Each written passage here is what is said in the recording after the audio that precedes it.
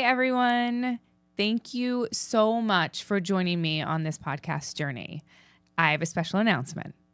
We're going to be at San Diego Comic-Con at the American Comedy Company on July 22nd from 4 to 6 p.m. And I can't wait. I'm going to be doing a live podcast, and the raw footage from that show will be exclusive to those at the event. I'm going to do some meet and greets, and I look forward to seeing all of you there. But don't worry, if you can't make it to San Diego, I have a website dedicated to this podcast, BlahBlahBlahKatee.com. If you head over there, you will see you can get tickets for the in-person event, but we're also going to be live streaming the event, and you guys will have the opportunity to join me in the car ride home from the event right after. I'm going to be answering questions from you all, recapping what we just did. I'm sure it's going to be nuts. We want to give this a try and see how you like it, see how we like it, and who knows? I don't know. Maybe we'll do it again. But we just thought that Comic-Con would be a great time to do it for the first time, and we hope that you will join us. So head over to BlahBlahBlahKatee.com and you can get your tickets right now. Now, go. All right. So, you nervous? My chest hurts. Why? Like, I don't know. It's either the Lebanese food or It's the Lebanese food.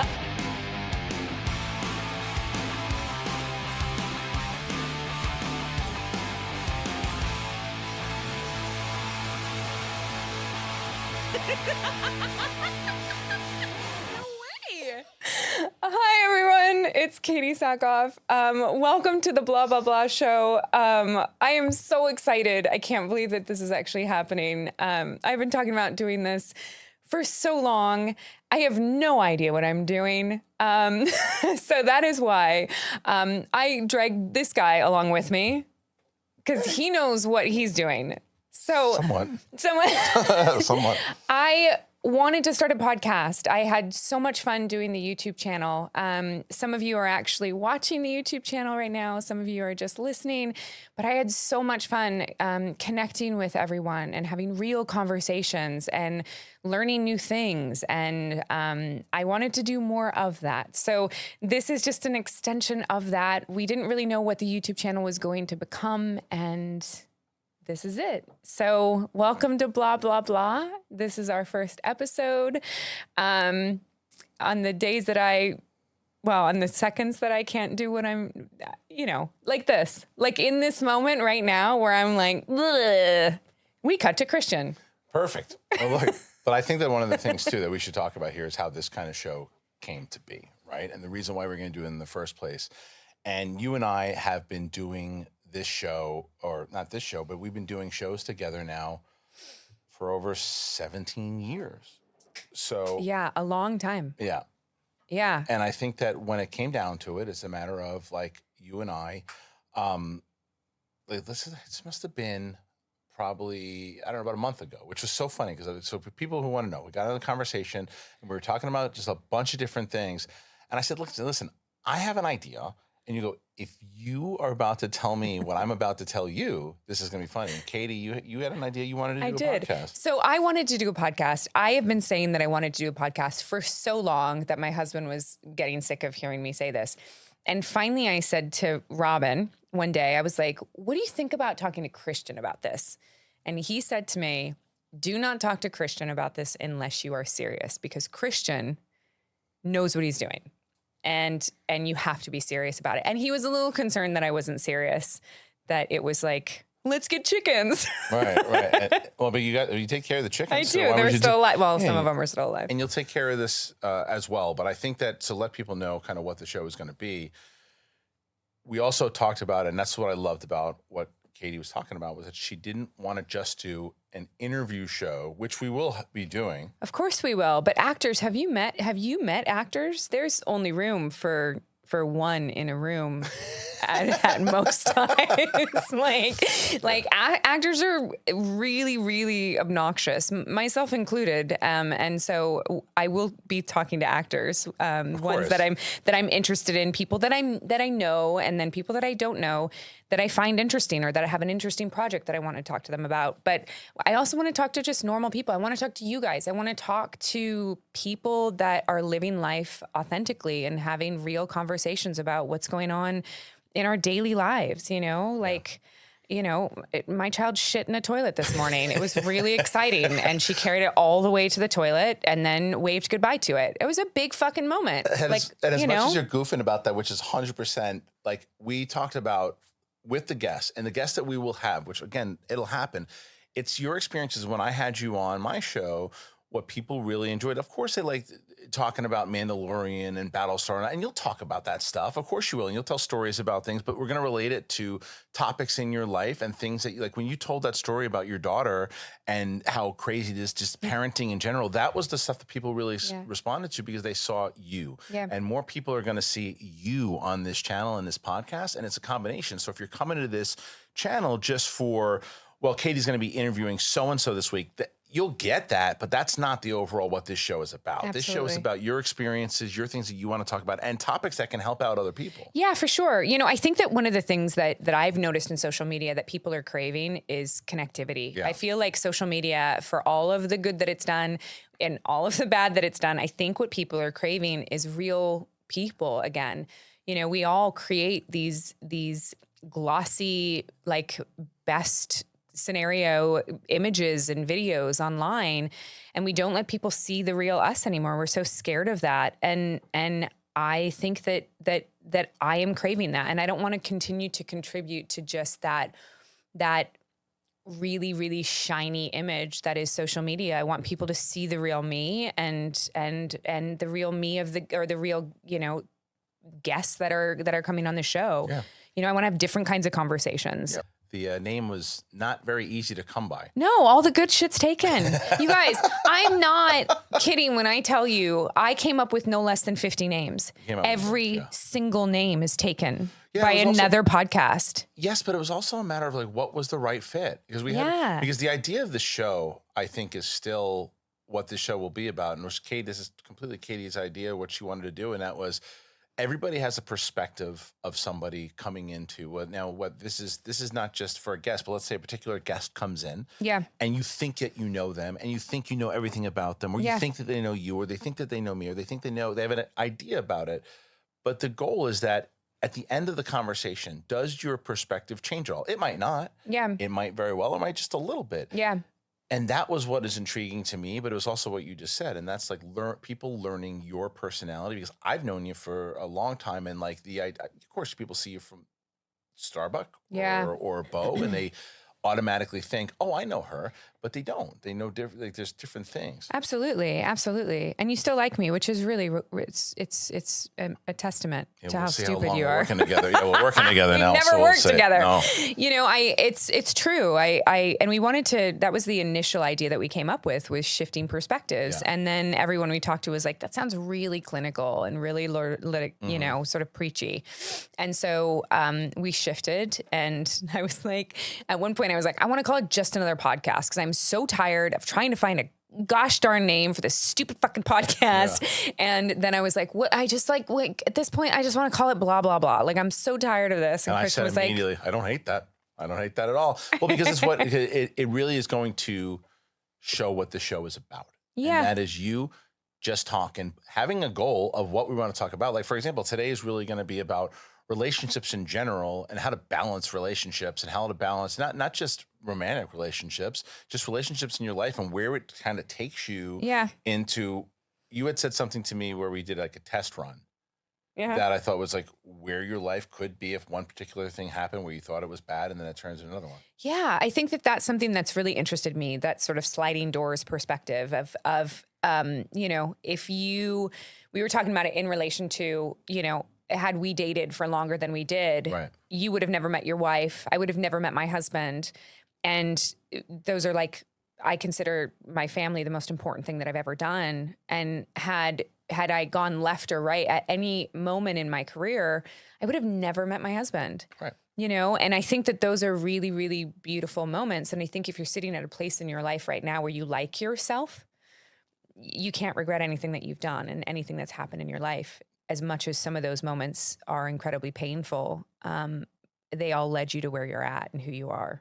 But that's what I thought was so important about the conversation. That we did like a pre-tape beforehand, just to kind of so we could get comfortable and everything too.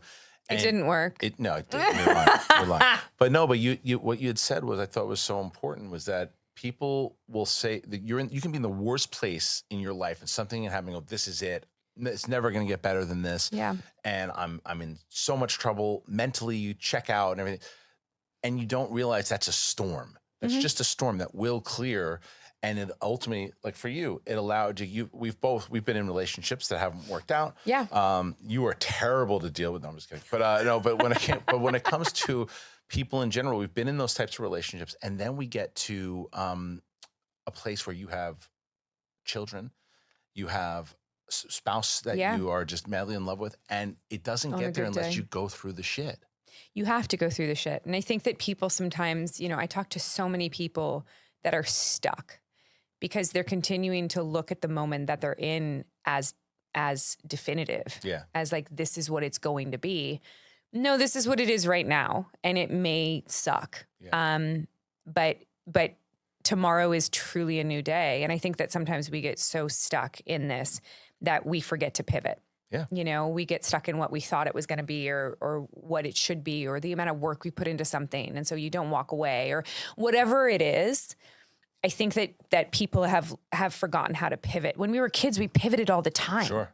You know what I mean? Like nothing felt permanent because it wasn't permanent. Right. You could change your mind all the time. And I think that that's something that happens as we become adults. We start to feel like we're stuck, and it takes away, your choices. Well, it's the responsibility that comes with it, right? So that you get the more responsibility, you start to get more anxiety because there's more things. And especially when you become a parent, it's like, as we were talking about, it's like the thing is when you are, even when you're in your early 20s, or I shouldn't say early 20s, but when you don't have children, right? There's a lot of people in their early 20s that have children, but if there's in your early 20s and you're looking for your career, and until you have children, it's always about you. Yeah. It's always about, and even if there's someone in your life. I loved it. Yeah, I get it. I get it. But there's that drive that you have that you don't have to worry about anybody else. At all. Right. I have to now, when people come over to my house, I have to say, well, you gotta go by 6. Right. Maybe 5:45, because we start dinner time at 6, then bath time, and then we put her down by 6:30, and we read some books, and then she's asleep by 7, and then I can finally breathe. Yeah. And I don't want you here anymore. Right. Yeah, of course. But that's also because of you. And but you still are being towards you, because also you need to get her to sleep so you can sleep. 100%. Right. And we have been blessed with a child that sleeps through the night. It is the most gorgeous thing in the world. She has slept through the night since she was 4 months old. It is absolutely gorgeous. And so we're spoiled in that sense, but you still don't sleep. We talked about this earlier. I haven't slept in 18 months. Not real sleep. No. Yeah, it doesn't really happen. Like my wife is like, I haven't really had a real sleep in 11 years. You can always see a parent because we have bags under our eyes, and you just look shell shocked. Right. At all times. Right. It's true. It's like we're like Vietnam War vets. It's like things go, you just can't sleep the way that you used to. It's like someone steps on a twig and you're just like, what, are you okay? You need some milk? Wake up. Yeah, right. So my husband goes away for 2 nights, and I couldn't sleep because I was, when you have a person lying next to you, you have a double line of defense. Mm-hmm. If something goes wrong, you don't have to be the first one to hear it, because if they hear it, you're fine.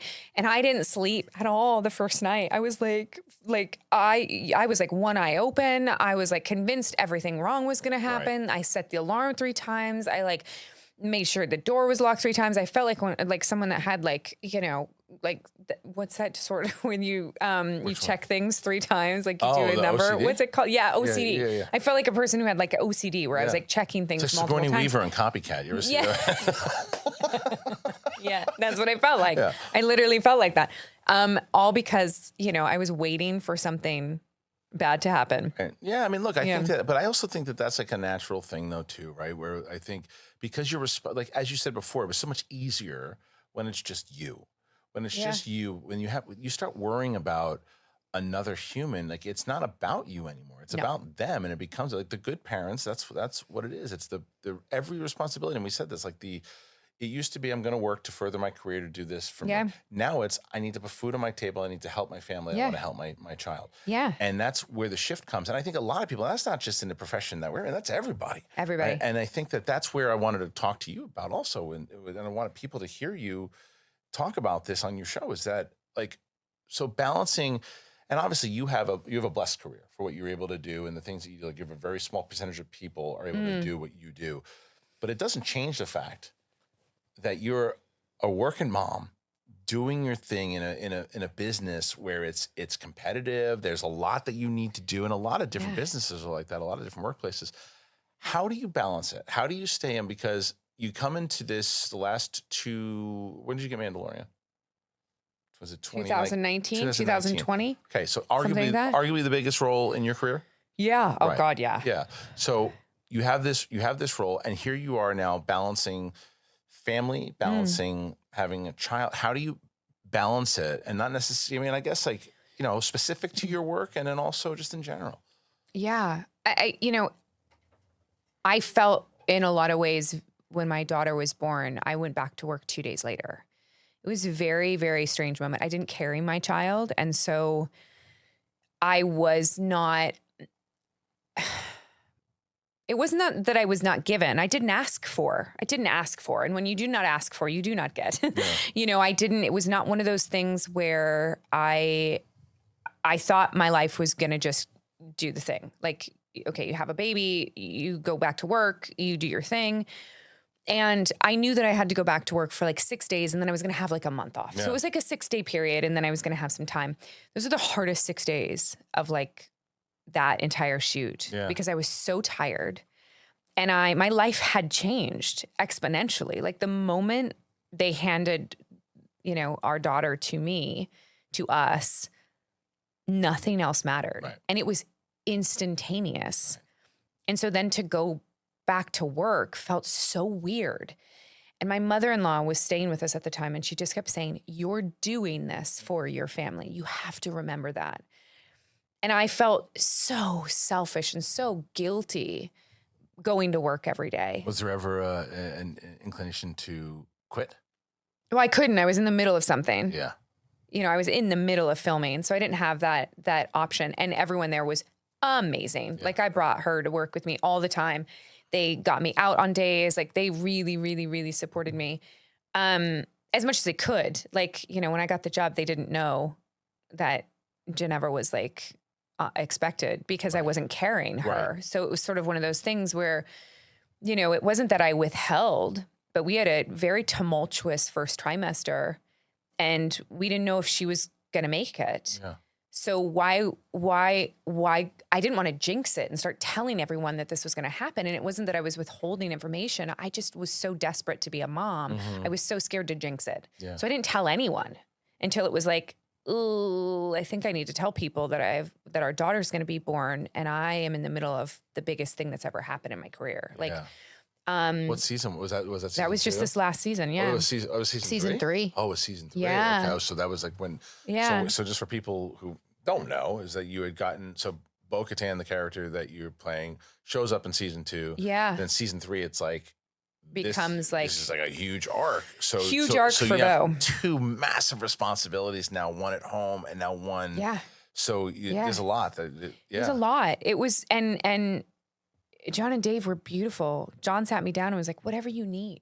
And I was like, well, this. And he goes, you don't know what you're going to need. Yeah. Until you're in it, you don't know what you're going to need. So you just know that we're here and you let us know what you need. John said this? Yeah, he was amazing. Through the entire thing, he was amazing. But that was a weird, crazy time in my life where, I was gone. I would wake up in the morning. I would go in. We had a night nurse. We were so blessed with a night nurse. And because my husband was also like writing and working at the same time at home, but he was, and I would go in and I would literally ask the night nurse how she slept. She would tell me, and I would lean over and be so scared to touch her because I didn't want to wake her up that I would just go to work. Yeah. And then I would come home and she'd already be down, and I would like go in and do the exact same thing. And it was like killing me. It was like killing me. And, you know, but I just knew that this was the biggest thing that had ever happened, not only to me, but to the security of my family. And I had to compartmentalize and go do my job. And part of that was the ability to do that was my husband. We've talked about this before, that Robin is the most supportive human being that I've ever met in my entire life. But like I said, we had a nanny, we had a night nurse, we had our in-laws came, like we had so much help. But there was there were these moments, like I came home and I felt like Robin had so much experience with her because he was with her all the time. Right. And I was going to work and I didn't have that experience. Were you worried about the bond? He had this gorgeous bond. Yeah. And it was beautiful. Yeah. And I'm so glad that he had that. But I did not have that. Right. I didn't have it. I wasn't comfortable with her. I was scared for so many months that she was with us. Something would happen and I would hand her to him because he knew what to do and I didn't. Were you afraid that was going to stick like that? And like, I did. Yeah. I was so scared it was going to stay like that. Yeah. And I remember one time I was trying to put her to sleep and she wouldn't go to sleep. And I was trying to change her positions because we would burp her and I was burping her and she wouldn't burp. So I went to move positions and I moved her quickly and she was just crying and I moved her up here and she hit my collarbone. Oh. And she went very quiet for just 1 second and then started screaming. And I calmed her down and I went downstairs and my mother-in-law, or she might not have been there, but Robin looked at me and he was like, and I just sat down like on the edge of the couch and he was like, "Are you okay?" And I was like, "I don't want to hurt her. I don't know what I'm doing. I don't want to hurt her. Like, I felt like just keep her away from me. Like, I don't know what I'm doing. I'm not here. I'm not there. I'm just like, it was so hard." Yeah. And he was like, "She's fine. She's fine. Right. Like, it's okay. Like these moments are going to happen. You have to lean on everyone around you. You have to ask for what you need." Like, and I remember my mother-in-law saying to me over and over and over again, "It takes a village. You have to ask for what you need. You are taking care of your family. She will be so proud of you. Just keep doing what you're doing. She's fine. She won't even remember this." And I just like had to keep reminding myself that because I felt like I was missing everything for the first 4 months. Yeah, of course. And I think it's also, you know, and like you said, you don't, especially for new parents in general, right? Where you're like, I don't know what I'm doing. I remember when we had it first, you feel like you're doing everything wrong. You're not sure. Yeah. And then like you said, like Robin has this bond and you're like, what if I never bond with my daughter? And of course you will, but you have that insecurity. And it also goes back to the fact that one of the reasons that we're able to do this together is that we both as performers have these insecurities about ourselves in general. Yeah, absolutely. So tie that into, you know, the insecurities of, oh my God, what if my daughter doesn't bond with me and doesn't love me? It could drive you crazy. Plus the fact you're trying to balance going to work, taking this massive role together. So that's what I meant to like. I don't think that people realize though, when it comes to just in general, like working moms, working parents in general, like single dads, single moms, working moms, working dads, when you go to your job, and you've got to separate it because you've got to go do this thing. Like what? Yeah. So for people who are newer parents, like this is what I hope. And I think what we've talked about, the reason why we want to do this show in the first place, for people who are newer parents who are in positions that you were in, that in like, I have to go to work. I have to support my, but I don't want to lose that bond. Yeah. What would you say to them? The bond is inevitable. You know what I mean? Like, I do believe that.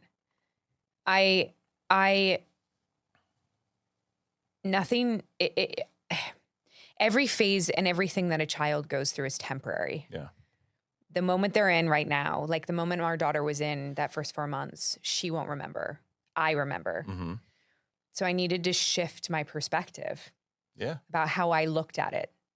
And this was temporary.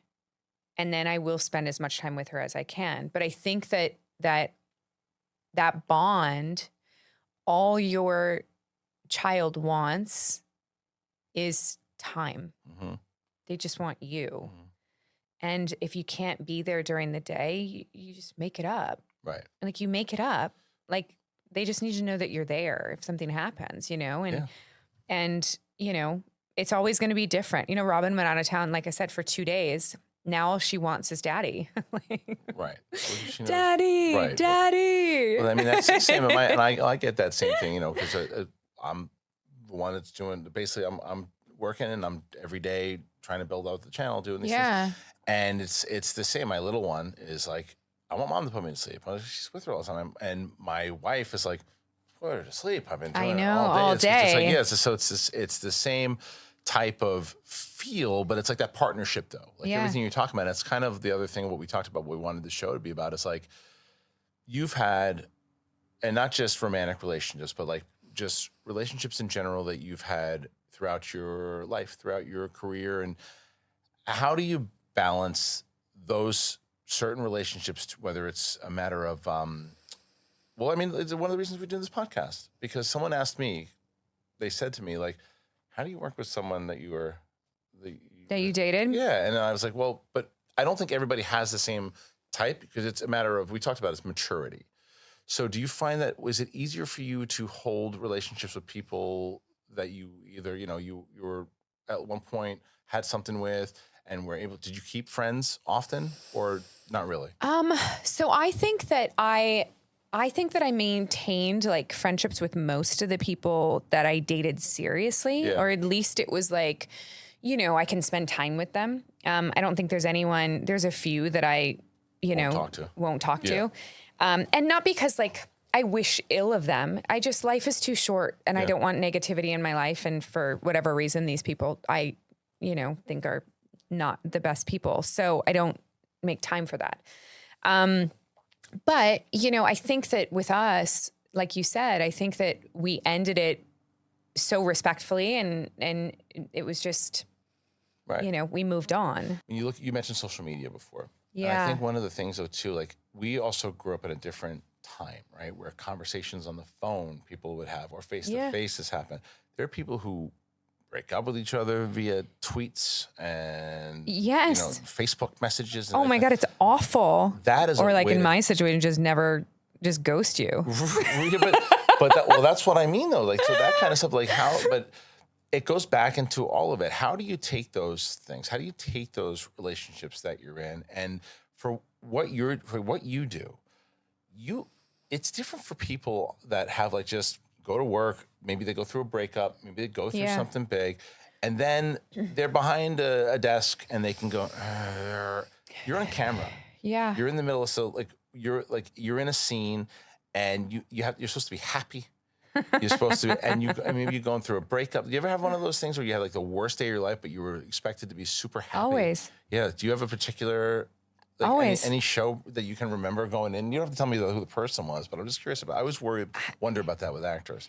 I remember I was shooting this scene once, and I had split up with my ex, and we were engaged, and it was this conversation about what are you going to do with the ring, and and I got this like phone call while I'm on set from the person I was now dating, telling me they didn't feel comfortable with me keeping the ring because they felt like it was in some way that I was holding them on emotionally to the past and that I wasn't focused on them and that they really needed me to get rid of it. And for anybody who's been married or engaged before, like you cannot sell rings for what they're worth. Like it is not like, it is not like you're going to go and be like, oh, I'll take this expensive bauble that meant something to me and it'll mean as much to the other person and they will pay me 3 times what it's worth, just like we did. And like, it just doesn't happen. Right. So you keep it and you repurpose it. And I turned it into a necklace and it's beautiful. And, I still talk to this person and it represents a part of my life. So yes, I guess to that extent, am I holding on to the past? Maybe a little bit. Yeah, but you have to do the scene. You have to do the scene. Yeah. So you have to go do a scene where you're, actively portraying a different emotion than the one that you're feeling in the moment. Right. It's hard. Yeah. It talk about compartmentalization. But I do believe that maybe it's my ADHD. I don't know. But I do have the ability to shut off one thing, focus on another thing, and just keep going. Maybe because I've been doing this for so long. You know, I started doing this when I was 14, professionally at, 17. So maybe it's that it's become a part of my personality now that I have the ability to do that. But I think that we have to, or I think that I have to, a lot of times focus on what's in front of me, complete that, move on to the next thing. Yeah. And that is no different in this business, Yeah, well, it's the balance of all these different, like I said, like balancing relationships, balancing the mental kind of capacity of how to keep it professional while still dealing with your emotions. But everything we're talking about with relationships and balancing relationships, it reminds me of someone that I've heard you talk about years and years and years, and that's your mom. And how has the relationship with your mom always been like super important in that balance? Because moms and their daughters have a particular bond, but they can also be, a little tumultuous at times. Absolutely. As well. And it's, it's one of those things, right, where I think we try so desperately, we had this conversation, we try so desperately not to become our parents, only to realize that we're becoming our parents. Right. Like I look in the mirror, I see my mother and my father. At times, one more than the other. But my mom, we have a very, very special bond. We didn't. When I was around 16, we sort of fell apart a little bit. She was always supportive, always loved me. I always knew my mom was going to be there because my mom was always there. No, but how come you fell apart? I don't know. I got a boyfriend, wanted to spend time with him. Yeah. My mom and I used to do things together, like girly things together. And like, we still do, but like just the things shifted. Yeah. Priorities in my life changed, and therefore I didn't spend as much time with my mom anymore. I'm sure it will happen to me as well. Right. But I had this moment when I was 21 and I really needed my mom. I was using drugs recreationally, but I was using drugs and I was in the middle of a show and I knew I needed to stop, and I was lonely. I was in New York and I called my mom and I said, "Mom, I'm doing this. I need help. I don't know what to do." I was 21. I literally went to bed that night, woke up the next morning, and my mom from Oregon was standing on my front door. Wow. And I was like, holy shit. Yeah.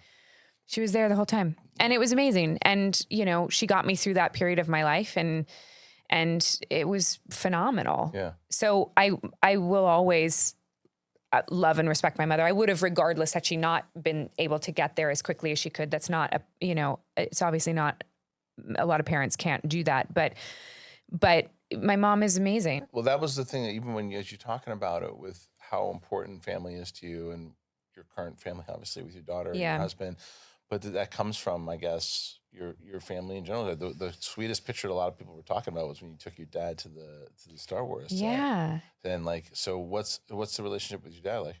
Same. My dad and I fight like cats and dogs because we are the same person. My dad and I are quick to fight, even quicker to move on and forgive and move on. Yeah. So we just sort of, my dad and I are very, very passionate and creative, and we just sort of free flow, and we get, my dad he's incredibly tough. Yeah. He's incredibly tough and judgmental, and like really, gave me my drive to succeed. He had this intense drive to succeed and to make money. His dad died when he was very young. And so we just had this thing. And so he instilled that in me, this sort of like, always work, always be driven, always keep going. If you're not working hard, someone's working harder next to you. Like keep going. And so we fight, a lot, not like crazy amount, but like, I hate sometimes, like I'll be talking to my dad and he like, wants to correct me. And I'm like, God dang it. This is not a debate. I just wanted to make a comment. And you find yourself doing that. And too. I get so frustrated, but I do the same thing. Right. I do the same thing because I love to be contrary. Yeah. I love to debate. Yeah. And so does my dad, and it drives me nuts. Yeah. But my he's amazing. He's absolutely amazing. And just wants to spend time with his family. And, but he won't quit working. Did you surprise? How did that whole thing go when you took him on set? Did you even tell him what you were doing? My mom is the one that comes to set all the time. My mom has been coming to set with me since I was little. She would like literally be there and like, come to set with me. Like, she's just like, my mom was always there, like throughout my career. My dad, on the other hand, was like, I'm going to go fishing, or I'm going to go do this, or I'm going to go do that. And, so when he wanted to come to set, I was like, oh, this is a big deal. Yeah. So, it was just cool. It was sort of like, as a child, there's not much that I can give back to my parents other than to just, I don't know. I've always felt like just succeed and stay alive. Yeah. Well, you've done a good job on both. But this was something I could give my dad that was completely superficial. Yeah. And just fun. Yeah. And well, it was nice. It was a nice daughter and father thing. I think that's why a lot of people responded to it. I saw a lot of people when you posted that on Instagram, and I saw people, even when you were on my show, that people were writing comments about how that moment meant a lot to them, how sweet it was that you took your dad. Yeah. This is what Star Wars meant to so many people, but clearly because of the bond that you guys had because of it. Well, and my dad introduced me to movies. My mom can't stay awake through anything. Like, my mom halfway through a movie falls asleep. So it's not my mom's thing. My dad and my mom have 2 different TV rooms now. My mom watches like soap operas that she records because God forbid she missed something. And my dad goes in, he has a room that he goes into. Yeah. And he stays up sometimes till like 1 o'clock in the morning, just watching movies by himself still. And my dad gave me my love of film. Yeah. So it was really, really, and Star Wars. So it was really important for me to be able to share that moment with him. I think it was the first moment in my career where he thought, she made it. That's cool.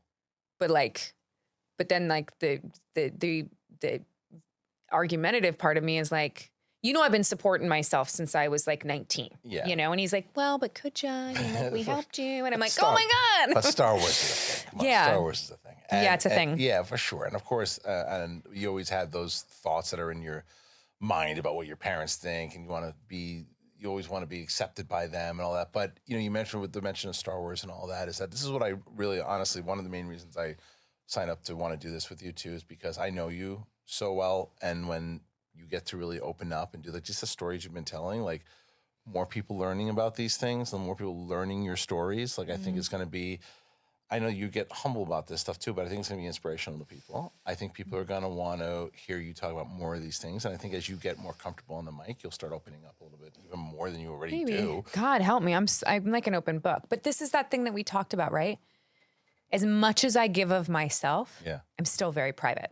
Yeah. And there are things that people don't know about me. Mm-hmm. And not that I'm going to come out here and tell everyone everything, but I do believe that we can learn from other people's mistakes and other people's experiences in life. Yeah, and if we're authentic and real about it, that's all that matters. And this is not, and I think this is also why this is on your terms, and what you said to me that I really responded to was that you're very good at interviews. You go and you talk and you promote the things that you have to be on, and you're very open with people. That's why so many people love listening to you when you're on these shows. But the difference on this is that this is your channel. This is where your material, you can give whatever you want to give on here, because this is, not that you don't do that on every interview that you're on as far as how much you really open up to, but when you're on this channel, whether it's guests that you have, whether it's more stories that you want to tell from your personal life, it's like, it's your channel. So you can do what you want to do. It's really easy to talk when someone's talking to you and making sure that they're leading you, but it is really, really hard. Like, I'm really good about talking about myself because that's what people want to hear. I do an interview, not, you don't have me on your show to talk about your life. Right. I would. But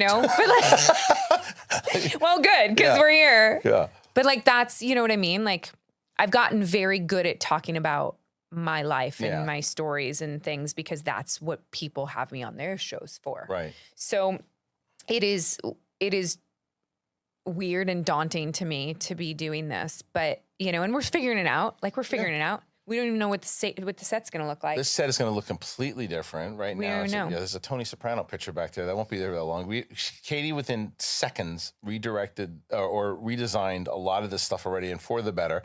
But we're going to have a lot of different things on here. Yeah. For sure. I mean, it's going to be great. I mean, I know that like, I do think it would be really, really funny if like this picture behind Kristian, if the horse had a schlong. Oh, yeah. Well, you can't even see it because we're not there yet, which is great. We put it out. Or if he did. If he did. Well, if Tony Soprano. Just banging me in the back of the head. It's like that cat video on TikTok when it's like slapping. Just smacking him on the back of the head. With his big cock.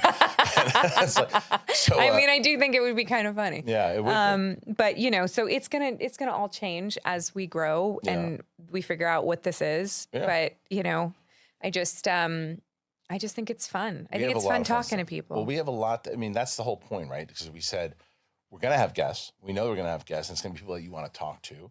And by the end of this episode, we're actually going to talk about who our first guest is. Yeah, because super exciting. We're excited to tell people about that. So there will be an announcement there on that. But did you have when you? Who's the biggest guest that you've had? And were you like, holy crap? How is this? Why? Oh, stop it. Diego Luna was a big one. That was big. That was a big one. But like, do you have these moments when like you book someone like that and you're like, holy crap? Not anymore. And it's not to sound like a douche. It's just the same way that I would ask you, like when you go on set sometimes and you have a big scene. Yeah, you always have those butterflies and stuff, but they're not. No, I don't. You know, but you know what I mean. I'm just kidding. I'm just kidding. Of course you I have do. them, but you still know that you're going to be able to do it because you've done it. Yeah, that's what I do now. So like when I have, but for me, I've wanted to do what you're doing right now, and that's the casual conversation of it all. And that's why I think we bonded over this. I don't want to do. I have a full interview question list of this. I have ideas and things that I want to talk about, and like today we said let's talk about like balancing relationships throughout your life and whatever it might be, and wherever the conversation goes, we fill that in.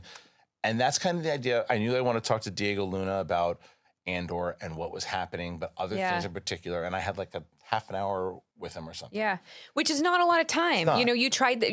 Not that you tried. You did this with one-on-one, where you wanted to have these longer form conversations. And I think that that's what I want as well. Like there are so many podcasts out there that are just like 30 minutes. And like, that's great. Like look, if Brad Pitt wanted to come on my little podcast or our little podcast and be like, I would love to come on BlahBlahBlah for 7 minutes. I'd be like, we can have you out of here in 6. That's right. You know what I mean? Course. But like, you know, I don't want to sit down with people and have 30-minute conversations. I don't think it's enough time. Sure, it's enough time for you to come and talk about your newest project, which is great. And I'm glad we can do that. But that's not why you're here. But it's not why we're here. Right. If you want to go talk about your new project that's coming out and that's all you want to talk about, there are so many podcasts, literally so many. Right. I can tell you 50 of them right now that I have the names of. I'm sure are really great. But the things that was happening with you already as we were reaching out to guests, it's like they want to do it because they like you. They do it. They want to talk to you. We haven't, at this time when we book these guests, we haven't even put episodes out, but they want to talk to you because of who you are and the personality that you have. And I think that that's going to be really beneficial to the audience listening because they're going to be excited because I can't wait for us to announce who the first guest is. But I know, I'm super excited. Yeah, but it's not Brad Pitt. No, not yet. It's better. But the relationship side of it, staying in that before we do move on to the guest portion of it. You mentioned Star Wars, and this also, as we've gone through family relationship, romantic relationships, is working relationships now, right? Yeah. Dave Filoni. Yeah. Dave Filoni is someone that you met through your time working in Clone Wars, into Rebels. How was, I don't know if I ever asked you about this even on my show. I know that you told me how you got the gig from Mandalorian when you ran into him at Celebration, but how'd you get the first gig? When was the first time you ever met Dave Filoni? And I can't believe I've never asked you that before. Kristian, I can't believe I don't remember. Wow. You know what I mean? Like it's been so long ago. I know that it came up. I know I was in Vancouver filming. I know it was during Battlestar when I did those first Clone Wars episodes. But I don't know if I ever met Dave in person during that time because it was all done wirelessly. I was in a studio up in Vancouver. They were down. I don't know if they were in Skywalker Ranch or someplace else, but like that's where I would do my voiceover. And I don't know, that character was, from what I understand, not meant to be what she was.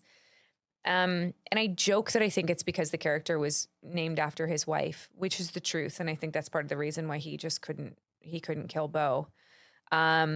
But, you know, I'd like to think that maybe he liked working with me, but we never really got to work together. Not really. I mean, it was all over voiceover and notes and you'd have a monitor like set up and you could see them and they could see you, and you would just, you know, I would do these voiceover jobs really quickly and sort of leave, you know? And so I think, you know, we started spending more time like getting to know each other in some of the in-person ones, and then also like at celebrations and things like that. So then, so it's because of celebration, because of that relationship, that ultimately led you to the role of Bo, because you fit, and you kind of jokingly told him, hey, it kind of lines up age-wise. I did. And you told me the other day that it was 2019 celebration, not 2000. I've been thinking it was 2018 in my head, but it wasn't. It was 2019. Which is even crazier considering that that's when you got the gig, was in 2019, right? It was like right after that. It was right after that. And I was just making a joke, which was amazing. You know, I've told this story so many times, but I don't think that people quite understand what it was like to sit down with Jon Favreau the first time. Yeah. And to like be in this room with this person who I really, really idolized their career. I think that Jon is incredibly talented and he's an even better human being. And sitting there in that moment, like I'd already been doing this for over 20 years, you know, and I've had a really great career. I love my career. I've worked very steadily, but I've never sat down in a room with someone who had the power to change the trajectory of my career. Yeah. He's done that a lot of different times. And he did it. Yeah. And it was crazy. Yeah. And that was a huge moment. Like, you know, walking out of that meeting, just like high, but also really nervous and not wanting to jinx it. This is a running theme in my life, by the way, but like, and calling Robin, who like I had just started sort of dating, and being like, I mean, I think this is happening. I don't know. I guess we'll wait and see. Yeah. But like, holy shit. Yeah. You know? Massive. And then the fact that the balance of that, and speaking of Star Wars relationships and relationships in general that you've kind of taken over in a small, so you work now with Bryce Dallas Howard a few different times in Mandalorian, but you met her. It's not how you didn't meet her on Mandalorian. No, Bryce and I met while she was filming Pete's Dragon. I was in New Zealand with my ex at the time, and I met her on set of Pete's, and I thought I bonded. Like I really loved her. Yeah. I thought that I'd met like my new best friend, which I really, really loved everything about her. And I'd been such a fan of her for so long. And she is such a role model and such a strong woman and so talented and thoughtful. And I just really, really loved her. And then we never spoke again. I was like, no, soul crushing. But then like to find out that she was directing my first episode was really cool. She was the director that first day, and I thought that she wouldn't remember me. And we were so like, it was like instant all over again. And I was like, I love this person. She's just such a phenomenal woman. So she directed you on obviously your debut episode with Mandalorian. Episode two, when we meet Bo. Yeah. And then she directed this episode 6, the one with Lizzo and Jack. Yeah. Yeah, which was really fun too. So the reason I bring her up. Our first guest is Bryce Dallas Howard. That is, I geeked out when you told me that. She said yes. I was like, she likes me. She really likes me. I was so excited. I was so excited. We were so excited that our engineer just used the air horn. But, I love that we have an air horn. Yeah, and we're lucky we have an engineer. But the fact that when you told me, like, because we had a dream guest list. We did. Of who we wanted. And she was on the top of it. She was like the first one on the list. On the top of it. She was. And when we were like, let's ask. And as I said, it's because you just said, you guys hit it off, and you said instantly she wrote you back. Like instantly. Instantly. And I instantaneously. Yeah. It was just I was so happy. I always say that I must there must be something good about me because my husband loves me. And he is like the best person I've ever met. Like he really is like just a good Canadian boy. Like this was one of those moments where I was like, He was right. I feel like I'm like, yay, I do have something to offer. and I think that that's what people are going to really, I know people are going to see that here. And I think that we're both happy that people are going to come in here. We want them to feel good. We want them to get some laughs. We want them to get some cries. We want them to get some, we want them to try to change your perspective on certain things and keep it the same on others. I think that's really what we're going to be able to accomplish here with this show. And I wanted to thank you for having me be a part of it. Well, of course. Yeah. I don't know anyone else who could do this because I don't know anyone else who does this. Right. Sure. So the list was short. It's true. I'm just kidding. Like you said, we've been friends for so long and we have always had a good relationship and a good working relationship in the context of what it has been. Yeah. And I think that it was only natural for us to sort of launch something new together. Yeah. Because, I don't know, you're good at what you do. Same here. And I think that you're going to wind up replacing what I do because this show's going to blow up. I'm telling you, people are going to love this show. I don't know about that. People are going to love this show. I don't know. I love this show already. See. Do you? I love it already because I like to, because for me. Because your belly's full of Greek food. That's also. Is it Lebanese or is it Greek? It was Lebanese. But it was really yummy. It was super good. It was really, really good. But it was super good. That's what I'm saying though, is that like for me, just listening to you talk about, this is one particular topic that we picked today. Yeah. And we said, let's talk about relationships. And then we get to hear Bryce and we get to hear you and Bryce. And I'm just going to be sitting over there listening just a fan at Star Wars Celebration, listening to the two of you guys talk about everything. I don't know if you've met her, but there are, women are inherently really hard on other women. Mm-hmm. Coming up as a woman in this industry, I swear I met women who could open doors who chose not to because nobody opened doors for them.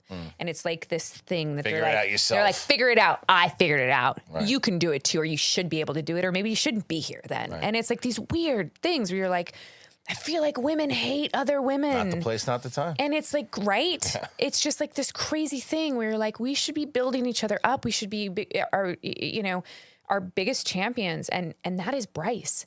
Bryce wants to lift not only people, but other women up and open doors for people. I think she so much has said so on her last Instagram post where she was like, I was so blessed to be born into the family I was, in the career that I have, and to have a father that I have, and to be able to learn from the people that I have. Everyone should have that. Everyone should have access to that. And that's one of the reasons why I love her so much, is that she really, really wants to help other people succeed. And I do believe that, yes, maybe she does like me, but I also believe that in her mind, good for you, Katee. Let me support this. Right. Let me support this because I want to support you and I want to support other women and other people trying new things. Yeah. That's big. That's really cool. It's massive. And I think that's why, and then we have other guests lined up. We're just not ready to say yet, but we have guests lined up. We have good ones. I'm really excited. Great guests. Me too. Yeah. And so I have news for you. Yeah, what's up? You did it. You filmed episode 1. Well, I did. Sort of. You did it. You did. Kristian did. I just did what I normally do, which is just answer questions that Kristian asks. But I'm getting better at it. You're getting really good at it. And the thing is, that's your seat though now. It's not a guest seat anymore. That's your seat. It's not. You're going to be able to, I can toot in it and everything. Look, and then the problem is you're going to sell it on eBay and it's going to make millions. That will put my child through college. That's it. It probably will. But the other thing is that people, when they come in here and they're subscribing to the channel, obviously, and we're going to be releasing an episode once a week. And we're going to Comic-Con. We're going to have a full episode potentially that on this channel as well. So there's a lot to come here with this show. This show's going to be really exciting. One of the things that I love about going to conventions is that I keep talking about connectivity and these relationships and bonding with people. It's so important. And that's one of the things that I get at conventions. And I do Q&As at conventions all the time. And they're so much fun to get to engage with the fans and the audience. And I thought, you thought actually, why don't we just do this? Why don't we actually take this thing on the road and actually launch this at Comic-Con? Because that is the most supportive fan base in the world. And then, so. And we can keep doing it. We just keep going. To other places. And yeah. But that's just up to people like when they're, and it's the same thing I say on my channel and everything else too. If you want to support this show and you want to support Katie's show and blah, blah, blah, and get it we're going to have the podcast feed is in the description. She'll be on Spotify. She's on Apple. She's on anywhere podcasts are found, but she's also, this channel is where you really want to go. Subscribe to it. Leave your comments. Click that like button. One of the main reasons I also wanted to be involved in this show with Katie is that there are a lot of people in the space here that do great interview shows, do great podcasts. Katie is a very unique voice. Katie is a very, it has just such a different personality and like is so warm and giving. And to see that in this space and for what she's done in her career and now bringing that over here, I'm very excited to be part of it. And I hope you guys are too. It's going to be fun. It's very sweet. Well, it's true. I feel the same way. Paying you. Could you imagine? Where's my Greek food? Can you imagine? Here's your $20. Yeah. I say goodbye to the people. Let's get the hell out of here. Okay. We need to go. We have a short window when it's not super hot in here. Yeah. So we've got like a time limit on when we start to like schwitz. And so thank you all for watching and listening to the first episode of Blah, Blah, Blah. I am so excited. And thank you for joining us. Leave your comments. Tell me what you liked. Make sure to subscribe, set those alerts, and come back next week for Bryce Dallas Howard. Bye.